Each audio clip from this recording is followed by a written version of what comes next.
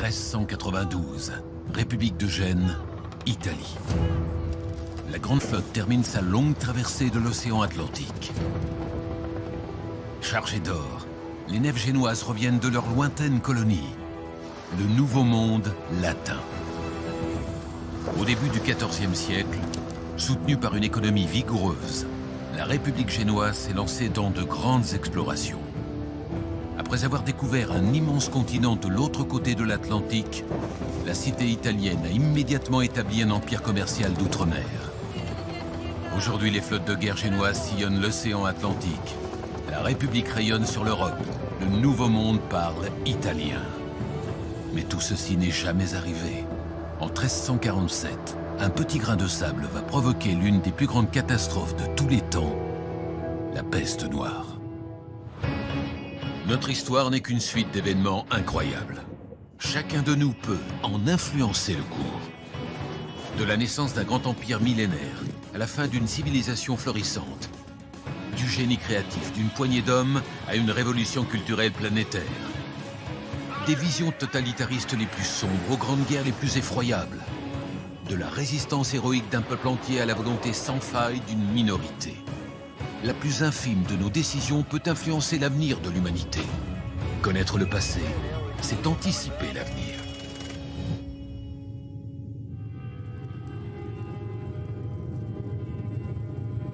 « 1347, siège de Kaffa, sur les rives de la mer Noire. Une armée mongole catapulte des cadavres pestiférés sur les assiégés. Décembre 1347, la peste entre à Marseille. En quelques mois, elle contamine tout l'Occident. 1352, le fléau ravage l'Europe depuis 4 ans. On compte au moins 25 millions de morts. Ces 3 événements, intimement liés, sont des moments clés de l'apparition, puis de la propagation de la terrible peste noire.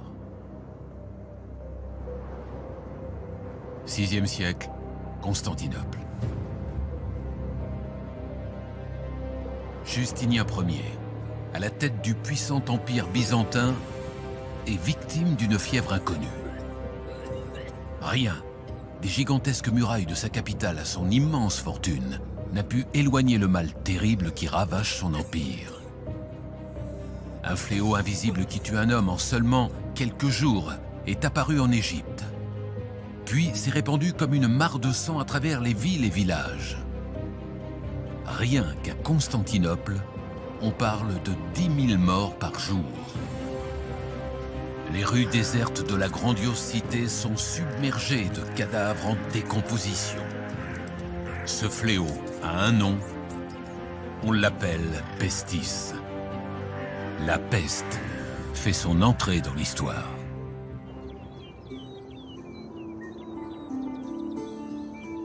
Début du XIVe siècle, Moyen-Âge. Depuis 300 ans, l'Occident connaît un essor sans précédent. Une conjoncture climatique exceptionnellement favorable baigne l'Europe dans des températures douces, propices aux bonnes récoltes. C'est l'optimum climatique médiéval, aussi appelé réchauffement climatique de l'an 1000. Les troubles des siècles précédents se sont apaisés. La paix retrouvée a permis le développement des techniques antiques. L'Europe se couvre de moulins. De nouveaux métiers à tisser dynamisent l'industrie textile. Les charrues décuplent la force des paysans dans des champs nouvellement défrichés. Les hauts fourneaux produisent fer et acier. On fonde de nouvelles villes bâties de grandioses cathédrales en dentelle de pierre. L'essor démographique parle de lui-même. Peuplée de 30 millions d'habitants à la fin du IXe siècle, l'Europe en compte environ 75 en 1300. Flamboyante et vigoureuse, la société médiévale du début du XIVe siècle est aussi vulnérable. Les années 1310 marquent la fin de l'optimum climatique. L'Europe rentre dans ce que l'on appellera le petit âge glaciaire. Bienvenue dans la mémoire de l'humanité. Ici, nous pouvons contrôler le temps, analyser et comparer des milliards d'événements pour réécrire l'histoire à l'infini. Tous les événements de notre histoire, aussi infimes soient-ils, y sont mémorisés et interconnectés. Il suffit d'en changer un pour bouleverser tous les autres. De nos jours, le Moyen-Âge est souvent considéré comme une époque sombre, de repli sur soi, de guerre permanente et d'une grande saleté. On utilise même l'adjectif moyenâgeux pour désigner des comportements barbares ou brutaux. Pourtant, cette période qui couvre environ 1000 ans d'histoire a connu de multiples visages. Le concept de Moyen-Âge a été inventé par des élites intellectuelles de la Renaissance pour illustrer une idée. Leur siècle faisait revivre la lumière de la civilisation gréco-romaine après des âges sombres. En opposition, ils qualifient la période précédente, considérée comme médiocre, de Moyen-Âge, un simple interlude entre Antiquité et Renaissance. Les deux termes sont donc moins un verdict scientifique qu'un jugement de valeur qui a survécu jusqu'à nos jours.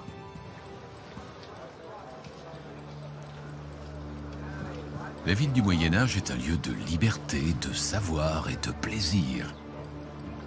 C'est aussi un endroit d'une rare saleté. Si les cités romaines ont été pensées et construites suivant un plan d'ensemble, les villes médiévales ont connu pour la plupart une croissance anarchique, ramassées autour d'un noyau défensif et encastrées dans une ceinture de murailles. Les autorités considèrent que la propreté est l'affaire de chacun. Pas de système d'égout souterrain, pas de gestion centralisée des déchets, aucune réglementation. Dans les rues étroites, les déchets se mêlent au sang des boucheries. Les forges et les teintureries saturent l'air d'odeurs pestilentielles. Les quartiers pauvres héritent des eaux usées des quartiers riches situés plus haut. Au XIIIe siècle, on commence à paver les rues, à creuser des égouts, à interdire de jeter ses déchets sur son palier. Les questions d'hygiène et de santé publique deviennent sérieuses.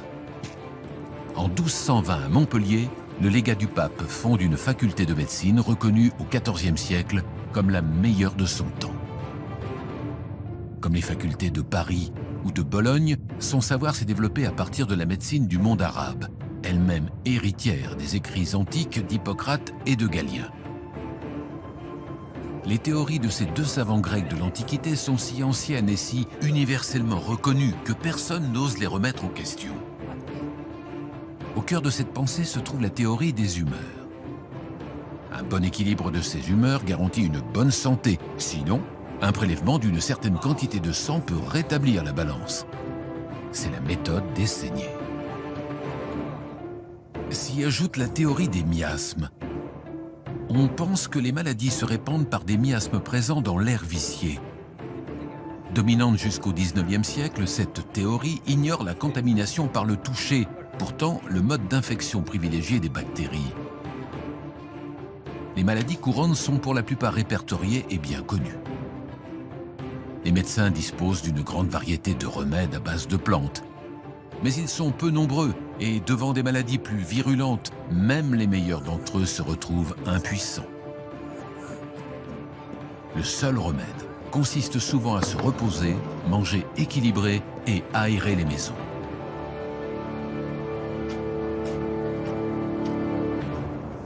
L'ennemi invisible. Les bactéries sont les premières formes de vie apparues sur Terre. Invisibles à l'œil nu, elles sont présentes partout et se multiplient par division cellulaire. Certaines vivent en parfaite harmonie avec leur hôte, comme les innombrables bactéries présentes dans notre tube digestif. D'autres, nocives, sont dites pathogènes et transmettent des infections. C'est le cas du bacille de la peste. Dans tous les cas, les bactéries ont absolument besoin d'un hôte pour se reproduire. La peste est apparue en Asie centrale il y a environ 20 000 ans. Son hôte est le rat noir et elle se transmet à l'homme par l'intermédiaire des puces. Plus il y a de rats, plus la peste se répand vite. Or, au Moyen-Âge, le rat noir s'est répandu partout où il y avait des hommes, proliférant dans les rues insalubres de villes surpeuplées. Facteur aggravant, l'existence des bactéries est totalement ignorée au XIVe siècle, sans parler de leurs vecteurs d'infection.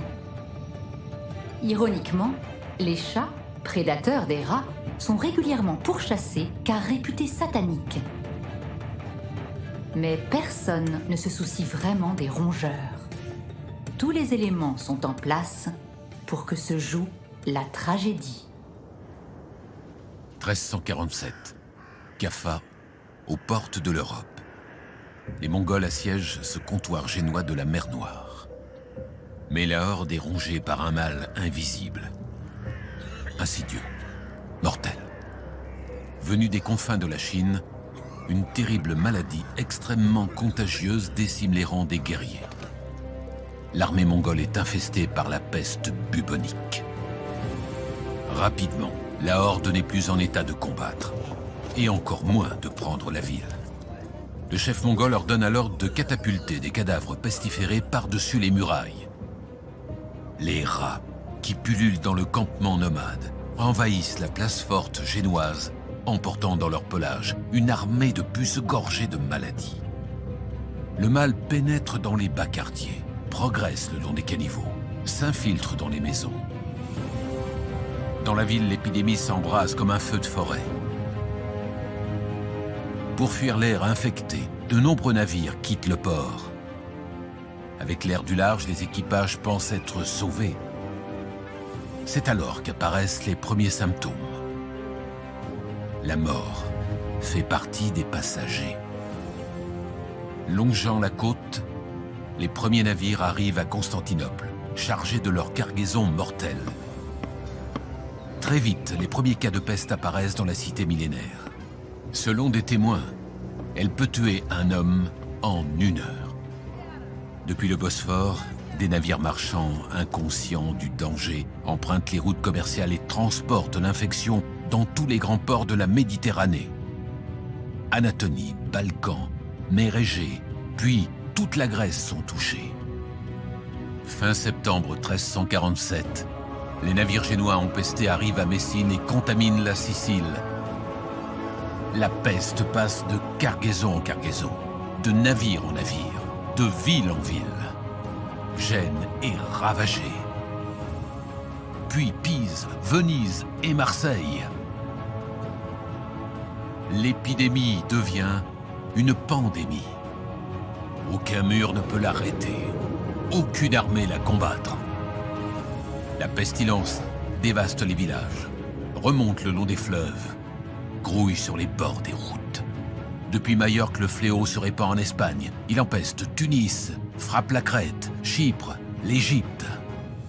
Alexandrie et le Caire sont touchés à leur tour, mais aussi la Syrie, Acre, Jérusalem. Pour les populations, la seule chance de salut est de fuir. Fuir aussi loin que possible et ne jamais, jamais revenir. Irrésistiblement, la contagion traverse la Provence, ravage Montpellier, Toulouse, remonte le long du Rhône et contamine Lyon. Le 20 août 1348, Paris est atteinte. De partout, on emmure les gens infectés, on place les quartiers en quarantaine, on ferme les portes des villes. Rien ne peut arrêter l'hémorragie fulgurante. Suisse, Saint-Empire et Royaume d'Angleterre sont tous rongés par ce mal incurable. L'Europe tout entière est bientôt infectée. L'humanité est en train de livrer un combat sans merci contre la bactérie. Et elle est en train de le perdre.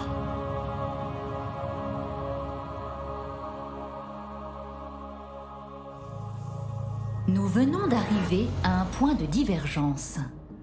Un point de divergence est un événement clé, un carrefour dans notre histoire où notre monde peut basculer d'un côté ou de l'autre.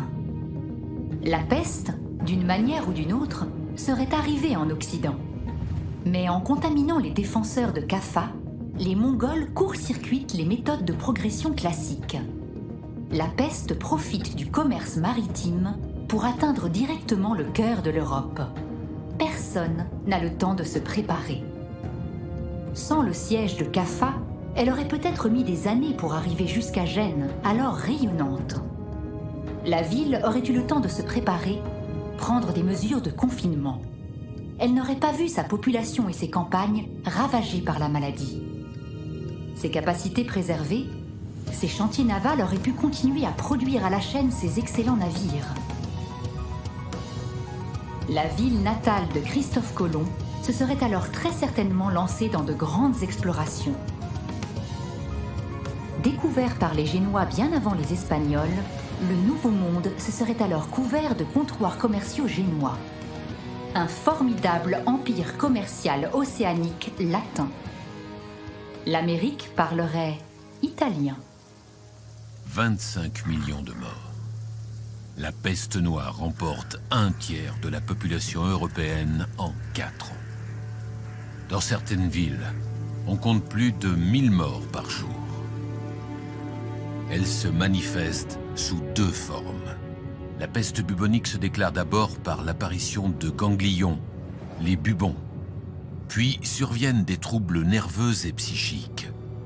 Une température pouvant atteindre 42 degrés et une septicémie généralisée entraînent la mort des personnes infectées dans 2 cas sur 3 au bout de quelques jours. La peste pulmonaire, inoculée par les gouttelettes de salive, est beaucoup plus rapide et peut terrasser un homme en quelques heures. Les chances de survie sont nulles. Le malade est condamné. En accord avec la théorie des miasmes, on pense que la maladie se transmet par l'air. On se protège donc le visage pour manipuler les cadavres ou soigner les malades, mais personne ne se garde du vrai danger, les contacts physiques directs avec la bactérie et les morsures des puces infectées transportées par les rats. La pestilence éradique des familles entières. Les cimetières sont saturés. Les fosses communes débordent. Les cadavres infestés s'amoncellent dans les rues. Par crainte de la contamination, les autorités interdisent les déplacements, instaurent des quarantaines, emmurent les contaminés, brûlent les cargaisons infectées. La population se calfeutre dans les maisons, abandonne les mourants, rejette les corps torturés dans les rues désolées. La mort règne. L'heure est à la survie. Les prêtres et les moines sont frappés de plein fouet. Suivant leur idéal d'aide aux prochains, ils sont en première ligne. Bientôt, il n'y a plus personne pour recueillir les derniers sacrements des mourants. Une véritable angoisse collective surgit. On commence à parler de punition divine, d'apocalypse.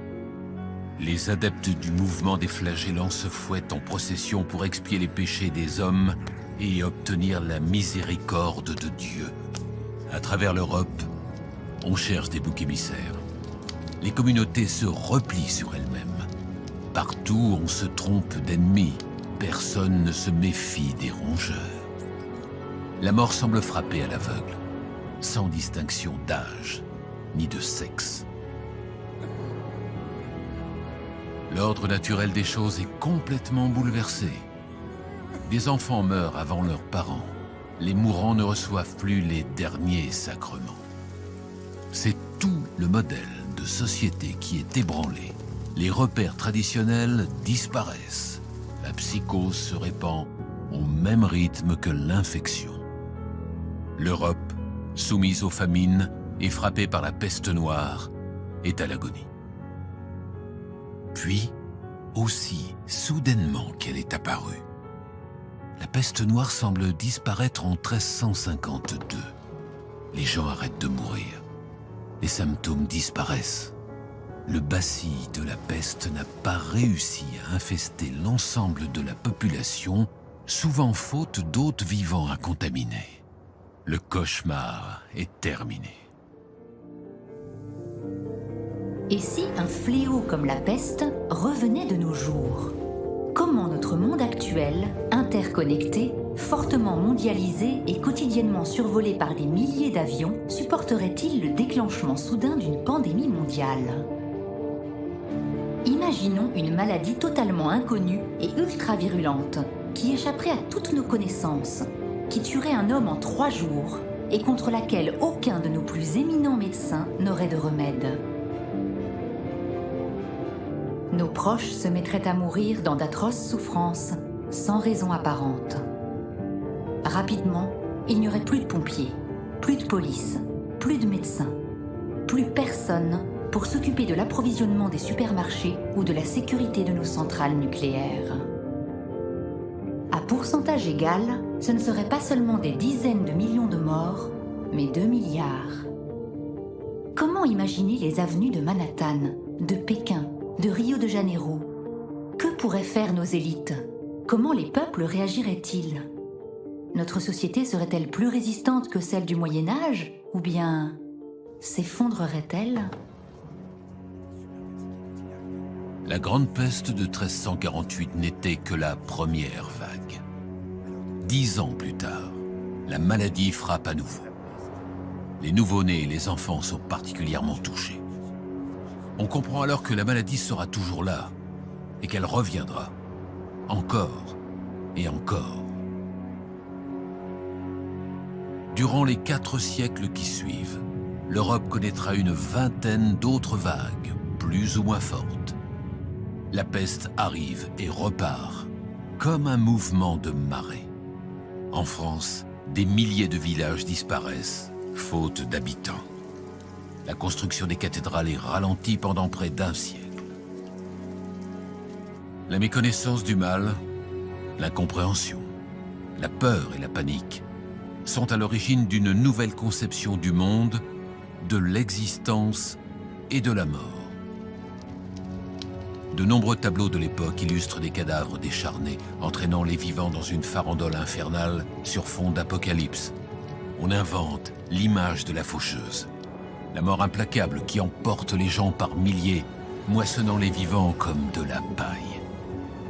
Le clergé, désarmé et impuissant, a été décimé.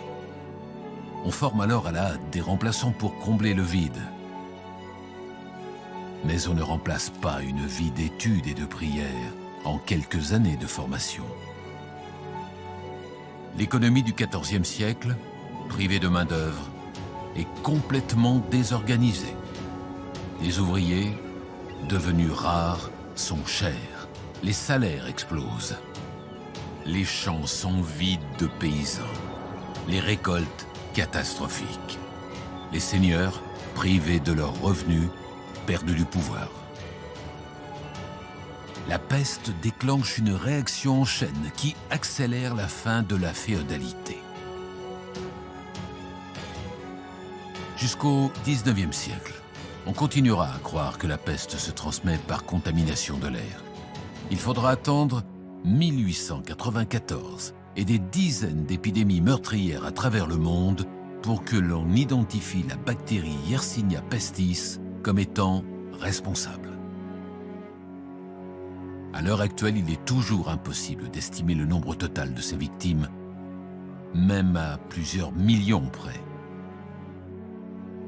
Loin d'être éradiqué, le bacille de la peste est toujours présent sur la planète et mute à chaque nouvelle occurrence. Personne n'est en mesure de savoir à l'avance à quoi il ressemblera demain. Mais ceci est une autre histoire. Le catapultage de corps pestiférés par les Mongols est l'un des témoignages les plus anciens de guerres bactériologiques. Du simple empoisonnement de réserves d'eau aux lettres à l'anthrax, en passant par des missiles chargés de virus, l'homme a toujours rivalisé d'ingéniosité pour infecter ses ennemis. Or, une arme bactériologique est extrêmement dangereuse. Organisme vivant pathogène capable de muter, rien ne l'empêche de se retourner contre son employeur ou de dévaster le monde entier. En 1993, un accord unilatéral visant à interdire la fabrication, la détention et surtout l'utilisation d'armes bactériologiques a été signé par 87 pays. Au XIVe siècle, la société occidentale, alors en plein apogée, a été dévastée par la peste. En 4 ans, un tiers de sa population a disparu. Pourtant, au bord de l'abîme et du désespoir, la société n'a pas sombré. Endurant les pires souffrances, elle a surmonté cette épreuve en s'adaptant, en évoluant. Car si la peste a changé le visage du monde occidental, si elle a ravagé l'Europe et livré à l'humanité l'un de ses plus durs combats, elle a fini par perdre cette bataille. L'espèce humaine a tenu et elle a survécu.